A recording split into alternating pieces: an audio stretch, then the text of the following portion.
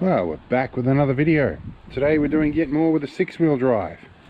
Today we're fitting one of these. This is an easy oil drain valve that is very easy to drop. Specifically, this is an easy 105 part number. And for this nice little fitting, it's an extra accessory on there. I think they've laser etched a part onto it as well. In either case, that's going to go onto the oil drain pan of this to make my life a little easier. This is a controversial thing, and I've been putting this off for a while. I've been putting oil changes off for a while. This has been almost 12 months without an oil change. Though we haven't done too many Ks with it, it definitely needs doing.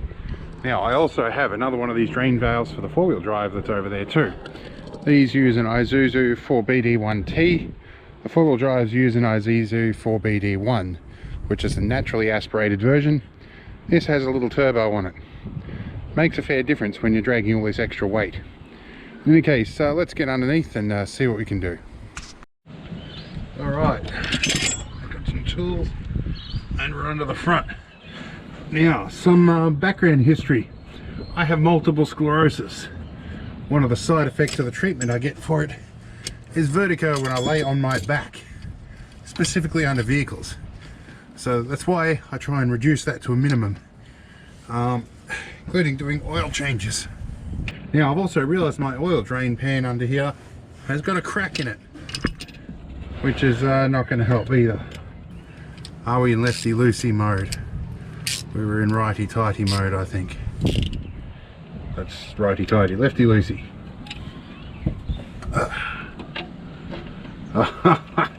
That's right, I forgot about this one.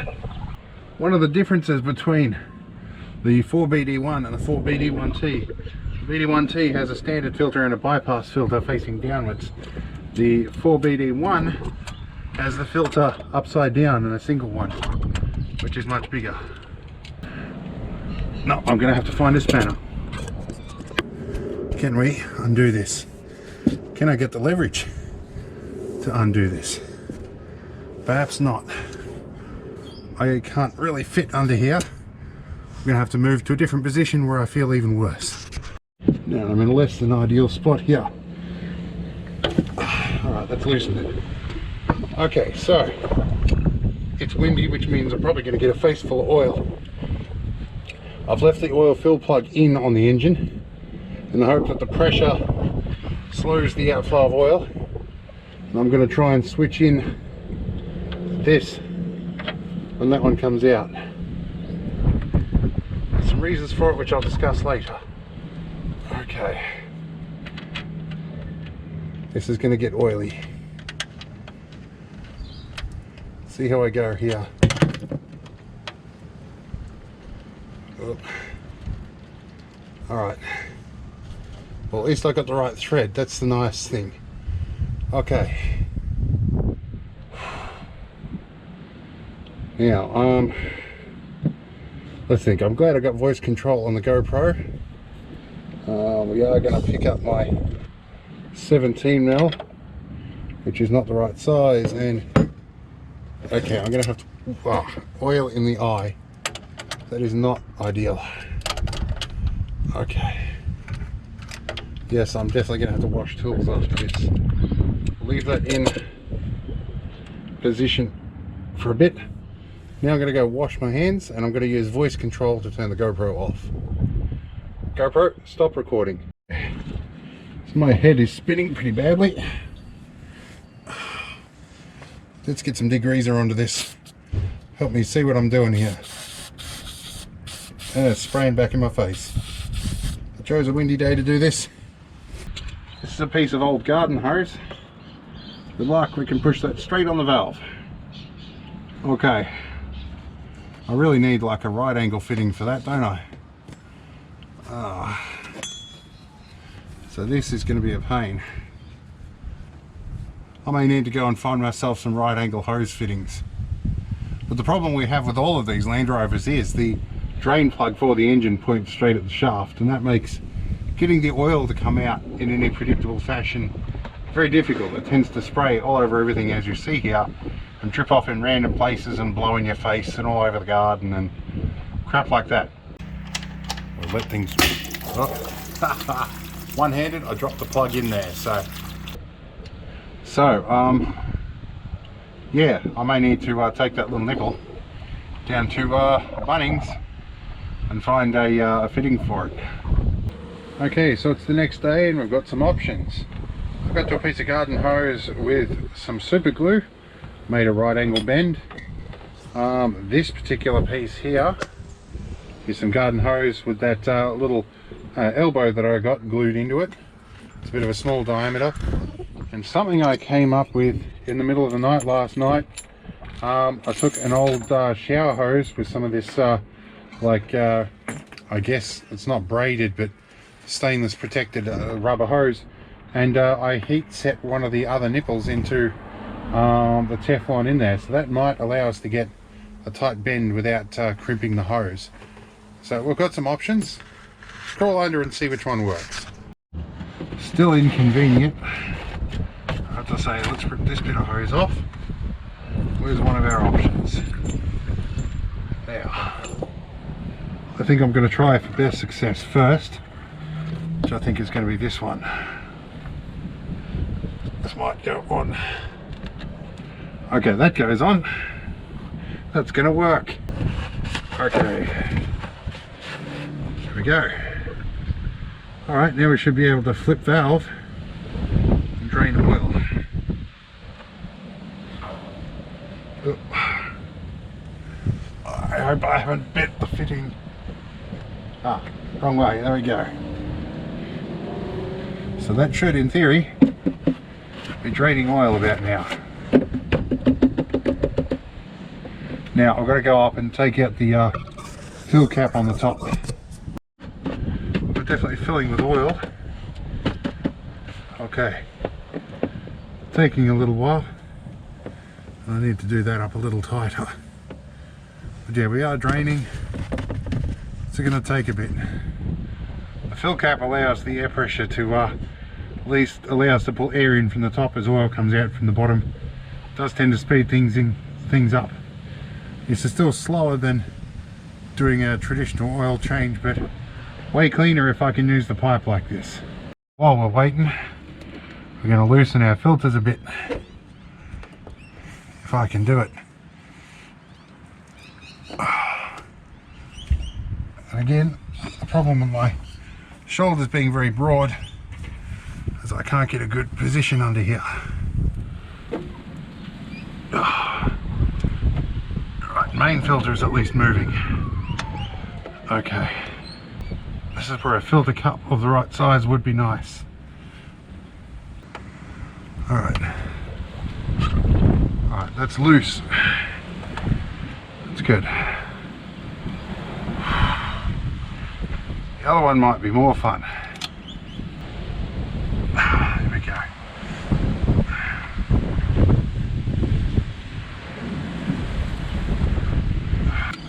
Alright, that's loose as well. Now this is just going to take its time, I think. It's not leaking out that joint, so that's good. Might just have to let it go for a bit. Oh, we are now overfilling with oil. So luckily I can turn the valve off.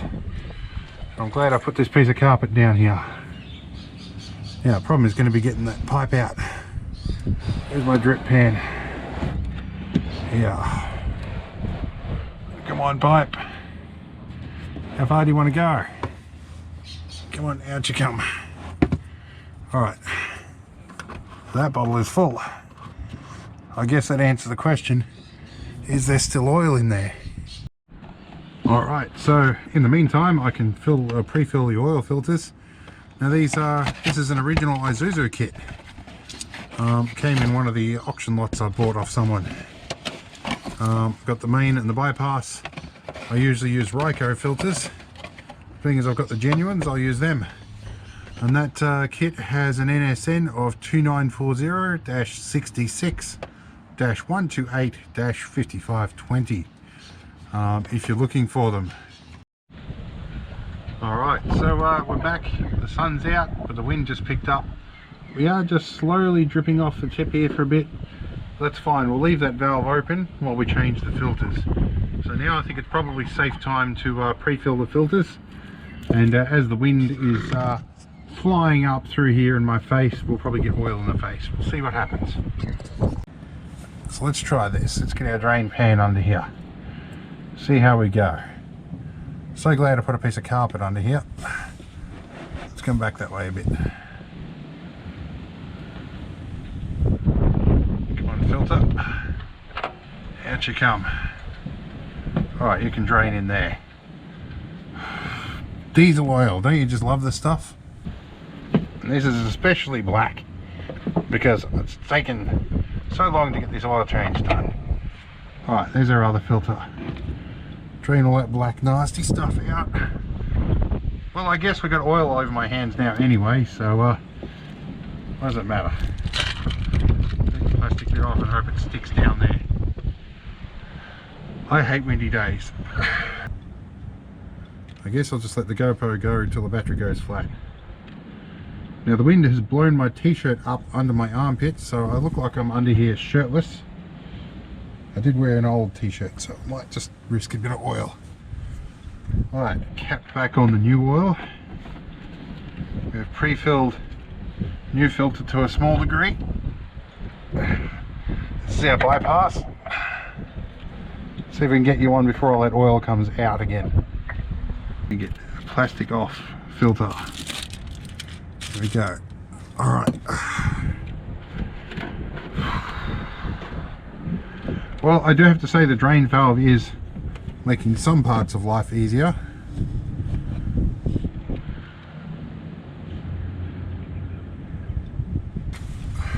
I think we've got a bit in there. I think that'll do. Now, up we go here. Alright, I think we're done draining. Turn our valve off. Pull that off. Leave that sit there.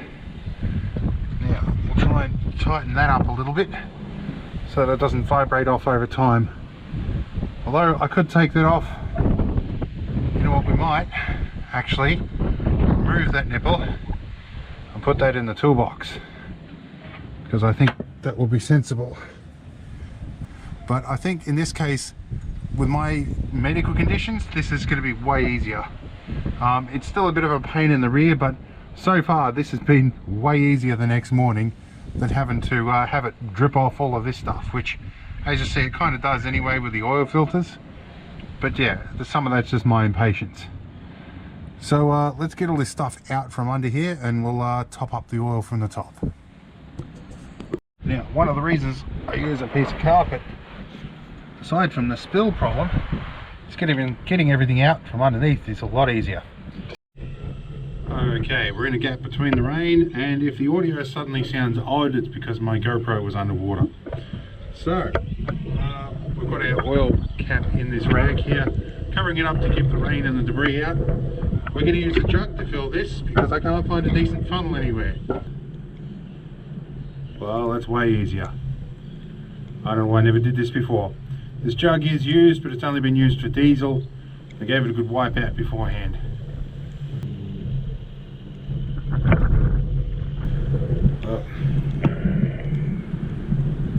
Are we touching the dipstick yet? Not touching the dipstick. We're probably going to need about 6 or 7 litres, I reckon.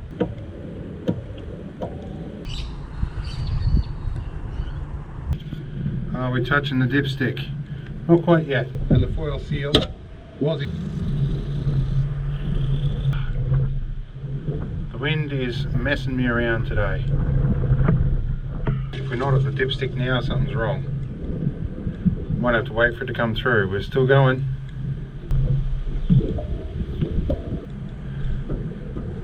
To ignore it, sometimes it probably drain the system. Here we go. Now we're coming up. It's really fresh oil, so we're on the first dot. So we are going to be using about 8 litres. Okay, let's give it a couple of minutes here. Yeah, we're looking like we're a little bit over full, but that's alright. With the drain valve we can take a little bit out. So what we'll do is we'll turn the thing over, let it run for a minute, and hopefully that will fill up all the galleries and the oil filters and stuff like that. It should come down a little bit.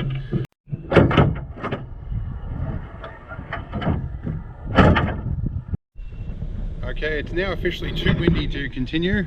We will figure out the remaining oil level later, but it seems to be running quite nicely. The oil drain valve, despite the trouble in getting it in there, did definitely make a difference and allowed me to properly drain the system and dealt with the wind a lot better. So definitely in future, when I get a bit more money, I'll manufacture a proper little elbow nipple for that, or a quick release, and we'll do pretty well. But anyway, I hope you found this interesting, and we'll see you in the next video. Hopefully something more suited to your interest. See you later.